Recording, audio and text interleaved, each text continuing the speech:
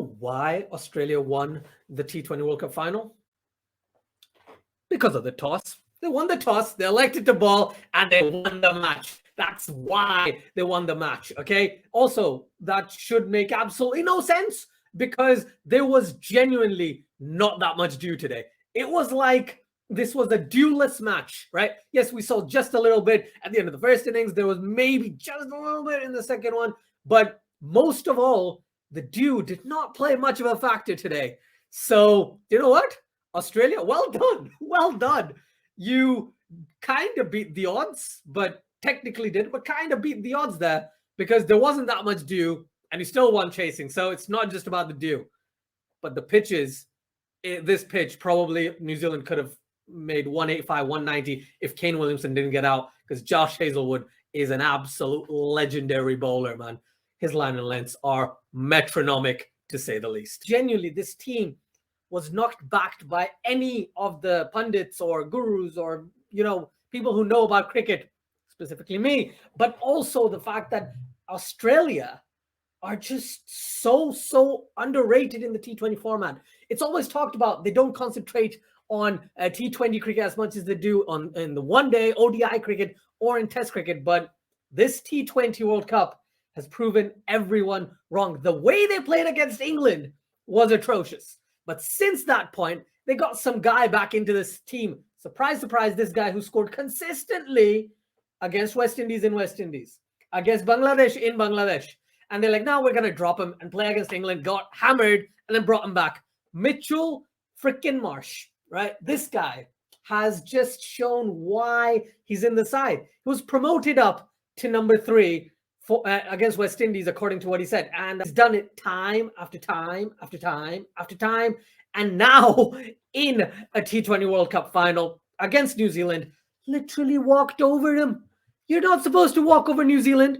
They're overall arguably the best all-format team in the world. You don't walk over these guys. You're supposed to give a close game. And do you know what they did? Rather than winning this match by 1 over, they won by 1.1 because they were like, no, this is just so easy for us.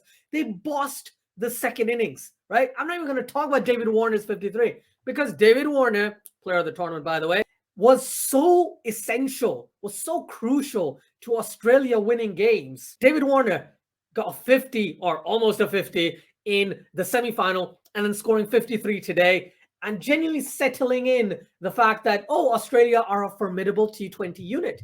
New Zealand, I feel bad for because they made a final once again and lost a final once again, and this time again to Australia. But again, it is what it is. I can't believe Australia have won the T20 World Cup. I'm telling you, I still can't believe this because I wrote them off. Okay, David Warner was out of nick. Sunrisers dropped him. He got so annoyed that he scored no runs in the first few games and then was like, okay, I'm going to start scoring runs. I want to show everyone that I can still play. And then he scored, 280 runs, 289 runs or something like that. Second highest run getter of this T20 World Cup, okay? David Warner was a beast, man. Mitchell Marsh today, 77 not out, won them the match. This guy just felt like, okay, I'm going to come in and hit a 6 off my first delivery. Then Jimmy Neesham comes the ball. You know what I'm going to do? I want to hit another 6 off his first delivery. He was so devastating from a New Zealand standpoint, okay? I could talk about Josh Hazlewood, 3 for 16 in 4 overs. Who does that? Who does that in a T20 final, okay? You're not supposed to do that, especially in the UAE when you're a fast bowler, okay? He got Daryl Mitchell. He got Glenn Phillips. He freaking got Kane Williamson, who, by the way, scored 84 of 48. The only New Zealand batsman who looked like, yeah, I'm okay here. I'm doing a good job. I'm doing a good job. He was batting at a striker at 180, 190, which is something that Kane Williamson doesn't regularly do in T20 internationals. Just to clarify, he's a fantastic batsman. And oh my God, he was good. He was so good. I feel like his innings is in the shadow of Mitchell Marsh and David Warner's innings. But Kane Williamson, that innings was just immaculate. It was amazing. Genuinely amazing. I urge you to go watch that video. It was so good. And obviously, I got to talk about, the leggy Adam Zampa, as he calls himself, a countryman rather than a city boy, right? He just, bowled and bowled and bowled, and barring the game against England, bowled brilliantly. Except Hasaranga. I think he's the highest wicket taker in the tournament. I think he is. I think he got like 13, 14 wickets or something. He's been scintillatingly sensational. Yes, he has. Right? He's even today 1 for 26 in a game where the batting side scored 172 runs. He went at an economy of 6.5. He's just great. He's just so good. And I was getting nightmares about Matthew Wade, right, as a Pakistani. But do you know what? I wouldn't mind getting nightmares on Mitchell Marsh right now. He is so good. I know I talk about Mitchell Marsh, but I want to talk about him even more because he has batted brilliantly once again. He's showing everyone why he needs to be a consistent part of the team until he gets injured, unfortunately. But until he's fit, dude needs to be in the side and he needs to remain in that number 3 spot. And of course, I want to specify this specific stat. The 3 fastest 50s in this T20 World Cup were Shoaib Malik, 54 of 18 balls. Then KL Rahul of 18 balls again. And then obviously Mitchell Starc, who got hit for 50 runs in 3 overs while bowling because Kane Williamson took a liking to him. Glenn Phillips did a little bit as well, but Kane Williamson took a real liking to him. Dude got hit for 60 runs in his 4 overs and got 0 wickets because Mitchell Starc just did not have a good day today. He had the worst of days. Like Hazelwood had a fantastic day. Cummins had an okay day going at about 6-7 economy. Didn't take any wickets. But Mitchell Starc had a horrendous day today. Very, very similar to what Isodi did when he was bowling to Mitchell Marsh and Glenn Maxwell. It's like, what are you doing, man? He just got bumped all over the place. He was bowling wide after wide after wide. And Mitchell Marsh is like, I really want to play this delivery, but I'm just going to get a free run. I'm okay with that. It's perfectly fine. And as all Australian games should end, they had Glenn Maxwell coming at 4, who hit his trademark reverse sweep slog thing through third man to win them the match with 4 runs. He scored 28 of 18, but he was genuinely Glenn Maxwell was just slogging today. He was like, I'm going to come in, I'm just going to slog. And it came off. And the side that I keep commending about their fielding, New Zealand, arguably the best fielding side in the world, had a few misfields. Definitely had a few misfields. And I'm not going to go too much into that, but that's the reason why they lost. That's the reason why they... No, I'm kidding. I'm not going to do that in this video as much.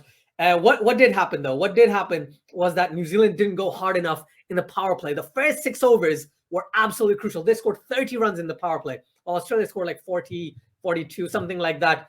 And those 30 runs in the power play showed you that Martin Guptill, dude, is out of nick, especially today. He was out of nick. He got 28 or 35. Just did not look like the Guptill that we know and love, who bats like an absolute boss.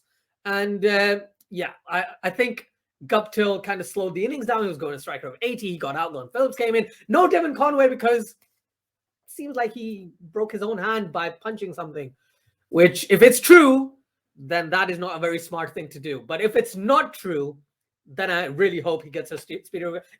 I still hope he has a speedy recovery. It's just maybe he just doesn't do it in the future. But all in all, that loss of Devon Conway might have hit them a bit harder than we seem to think at the moment. Plus, they didn't have Lockie Ferguson. Australia finally got their best T20 setup, all fit and ready to play together. And they were like, oh, we need a number 11 player. Like, we've got 10 really good players. Who's that number 11 player? They went with Steve Smith. And Steve Smith, genuinely, like I said before, did absolutely nothing in this tournament. But in the final, Australia fielded well. Australia, yes, some of their bowlers, as Mitchell Starc, as I mentioned, didn't have the best day. But you had Hazelwood have a really good day. Zampa bowled well. New Zealand, you had Trent Boult. Who does that? Only Josh Hazelwood can. And then Trent Boult try and do the same thing, right? He was going to get 3 for 16 in his 4 overs until, he can't. It was a difficult chance in his follow-through. Tried to take that one off Mitchell Marsh, but he kind of dropped him, right? And his economy was less than 5 as well. Took a couple of wickets. Took the only 2 wickets that New Zealand could take today. And it was very clinical with the bat for Australia. They won it with 7 balls remaining and 8 wickets in hand. But do you know what? Australia have proven me wrong. And this is why cricket is such a great sport, because you predict an India-West Indies final. They get kicked out in the Super 12s. Then you predict a Pakistan-England final. Then they get kicked out in the semis. And then you kind of predict New Zealand, the team that is probably the best team in the world, winning it all. And then Australia wins. At least I supported Australia in this particular final, so I'm okay with that. But goodness me, how good Australia performed in this final. It was a final to remember from an Australian standpoint. They've proven that they're a good T20 side. It's just still hitting me like it's still a shock when it shouldn't be. They were definitely the best team in the tournament at the end of it. So yeah, congratulations to them. Kudos to them for performing well. And collectively, that team gelled so well. Everyone performed in different stages of the tournament. So well done to Australia. Yeah, Australia have done something that they've never done before. They've won a T20 World Cup final. It was going to be a new champion anyway. So congratulations once again to this team that has genuinely said they were having fun. That's why they won the tournament. They gel well, like I've said before. They have really good camaraderie with each other, and hopefully, let's see how they do on the at the Ashes against England in about a month or so, and it's gonna be that's gonna be great as well. So yeah, congrats, and yeah, for everyone watching, please do like, share, and subscribe if you like the content. Do let me know what you thought about this match, this final, this entire World Cup. If you're interested, definitely do give me your thoughts in the comments below. Love to read them. Thank you once again for watching, and until next time, take care.